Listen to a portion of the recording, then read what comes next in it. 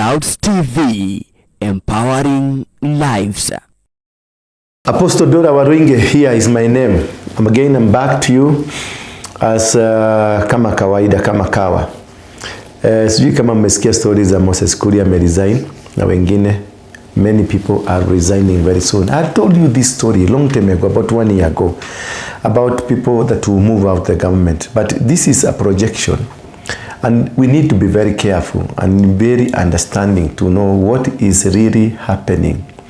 Every move that is happening in the government right now is something that you must watch it keenly. Any slight thing that is being done. We are in a very critical moment, where the children of Israel, when Moses went to Pharaoh, maybe I'll read it to you. May get my Bible. I read it to you in the book of Exodus. Then you can relate on what is happening and what is about to happen because you are closer to the sea. My sermon on Sunday was about cross that sea. And I think let's go biblical way to be able to examine. It is in the chapter number 14 of the book of Exodus. And my sermon here comes from the book of the same book, and from verse number 7 or verse number 6. So let's start from verse number 5. When the king of Egypt was told that the people had fled, the mind of Pharaoh and his servants was changed towards the people. No, let me do it from verse 1 of chapter 14. Then the Lord said to Moses, tell the people of Israel to turn back and encamp in front of Pirahiroth, between Migdol and the sea, in front of Baal-zephon. You shall encamp facing it by the sea. For Pharaoh will say of the people of Israel, they are wandering in the land. The wilderness has shut them in, and I will harden Pharaoh's heart, and he will pursue them. I will get glory over Pharaoh, all his hosts, and the Egyptians shall know that I am Lord, the God of the people. This is a story that is relating in Kenya, and this is, as I told you early in my other sermon, the Sunday sermon, I told you about the children of Israel and how they were captured.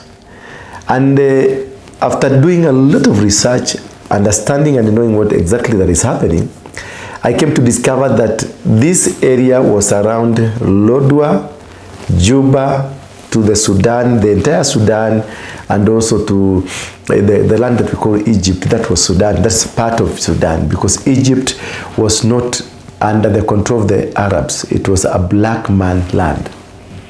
So that's the land they were moving around for 38 years. And when time came for them to come out of the slavery, God commanded Moses to go and speak to Pharaoh. Pharaoh at some time he agreed, but another time he disagreed. And then once after he disagreed, he said, let me read it again for you to understand here.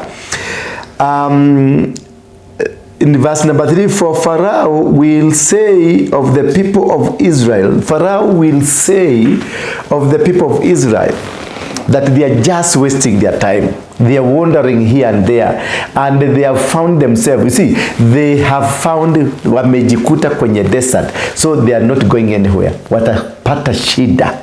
Mana desert is our control. And that is a situation that we are anticipating, ya kwamba watu kama Gen Z wameingia kwenye desert, watu kama politician wameingia kwenye desert. So some people are anticipating that a natural calamity will happen to a section of people like the Gen Z, and whatever they are pushing out will not work. Now, in the verse 5, and I will harden Pharaoh's heart. Hello. Watu wakisema to harden the Pharaoh's heart. Ati Pharaoh atakuwa hardened. The heart of Pharaoh will be hardened, so that for the reason is why the Pharaoh's heart will be hardened, he will pursue them. Hello. I hope you're understanding this. He will pursue them. And you heard now the statement that was made today by His Excellency the President. Whosoever that will be demonstrating will be shot. Mguu yake itapigwa risasi. Ndio wasitembee. There's and I will harden Pharaoh's heart, and he will pursue them. I will get the glory over Pharaoh. God is about to get his glory. God is about to get his glory out of the situation that you are in. The situation that you are in is not a situation that is meant to destroy us, that is meant to finish us, that is meant to bring you down. For the people that have lost properties, I want just to encourage you. Those people that have lost life, those people that are in jail, those people that are suffering, wherever you are suffering from, don't worry about it. God is about to get his glory out of that situation.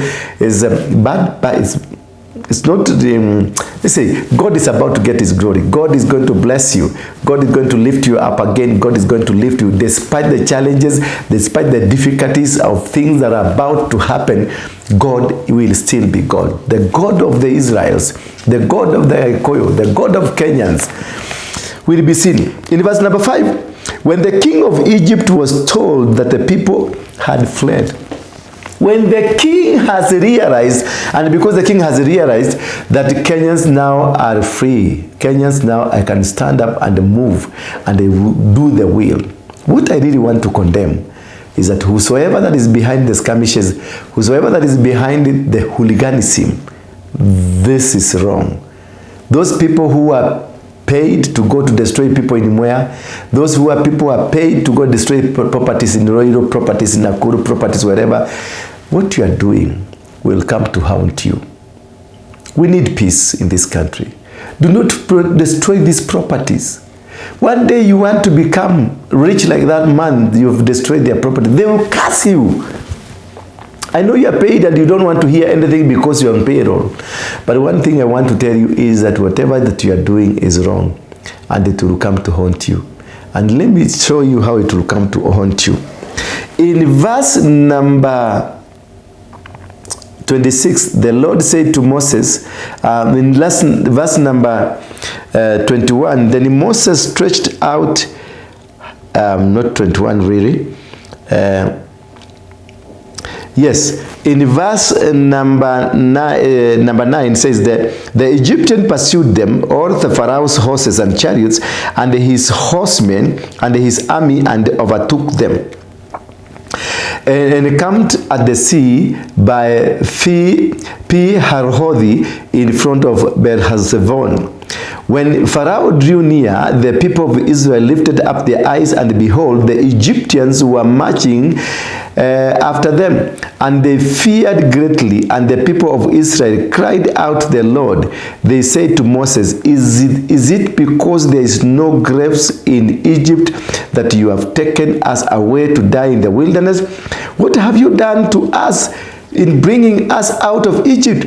Is it not that what we said to you in Egypt, leave us alone, that we may serve the Egyptians? For it could have been better for us to serve the Egyptian than to come and die in the wilderness. And Moses Moses said to the people, fear not, stand firm, see the salvation of the Lord, which he will work for you today. For the Egyptian whom you are seeing today, you shall never see them again. The Lord will fight for you, and you will have to be silent only. The people of Kenya, wananchi wa Kenya, God is fighting for you. You who have lost your property, you who have been shot, you have been taken to prison out of nothing, you who have lost your business because of these skirmishes that are happening around Kenya, the Lord will fight for you. Moses has been sent. A liberator, the person to bring liberation, the person to set you free. You are not going to Egypt again. You are not going to suffer again. You are not going to be intimidated again. Your God, the master of heaven, will set you free. And for those like are doing whatever they are doing in the name of pleasing their masters, please do not do this. But again, it's shocking things. I remember there is a day I talked about Moses Kuria and many other people that are in the government. Let me tell you one thing. Be wary of them that are coming now. They are not genuinely coming to us. They are coming because they will be sent to come and they distort what you are doing. They want just to come and try disorganize. Yes, it is good for people to be welcomed back, but before you fully accept them, understand and discern what they are about to do.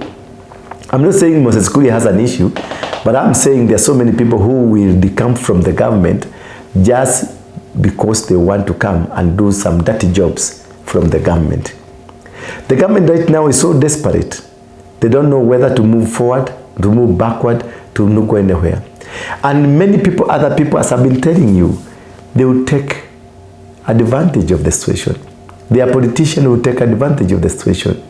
Rogue people will be released upon people, and the violence will be all over.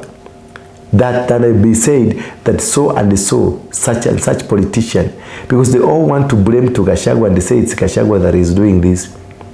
Why destroy the nation because of one man?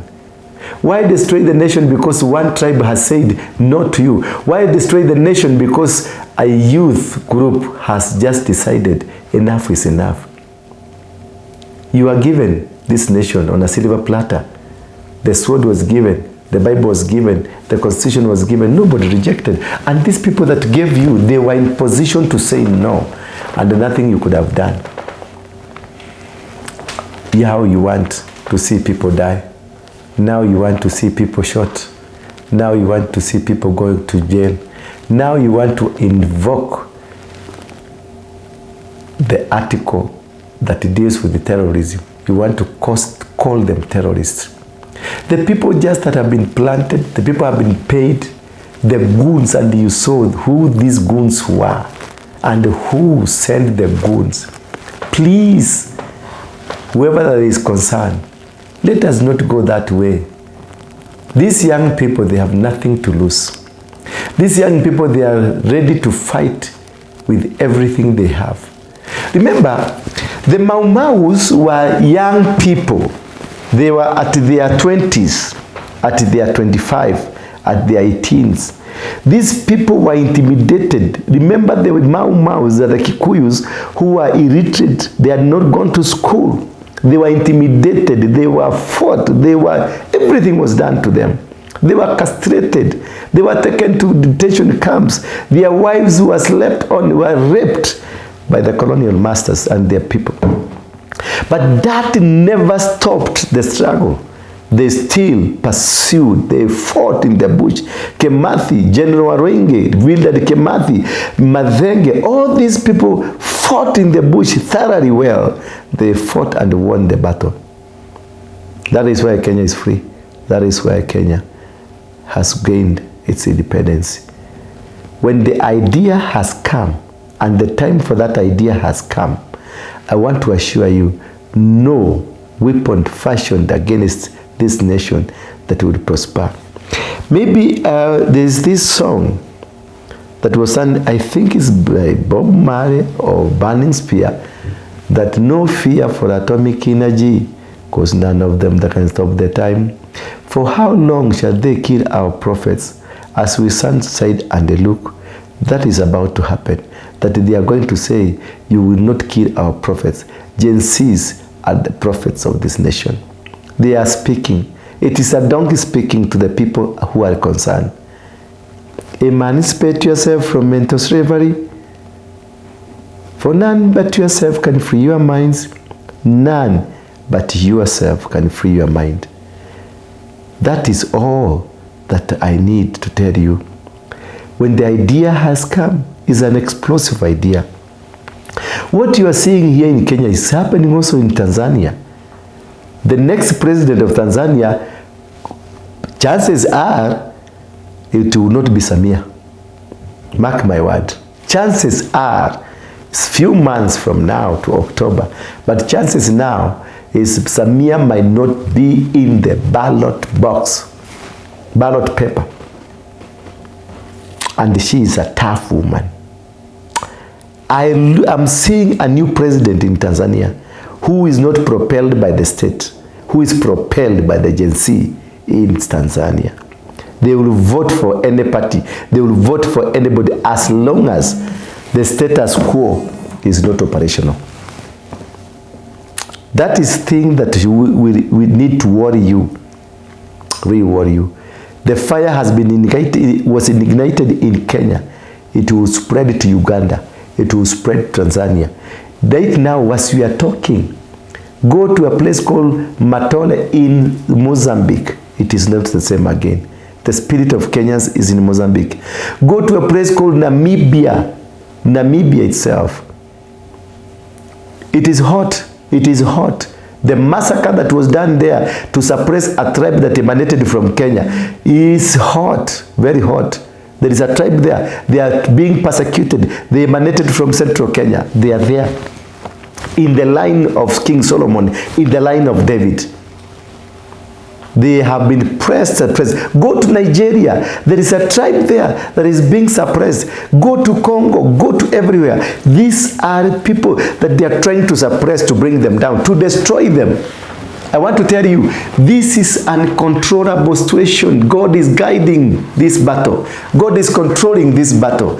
God is maneuvering. God is doing something in this battle. Go and read Exodus 14. That is where Kenya is right now. We are in the Exodus 14 and the people are crossing River Jordan. So whoever you're being pushed, just be pushed. But remember, this is not a local battle. It is a heavenly battle. It is the battle of the altars. And just wait and see which one will win the battle. Thank you. God bless you.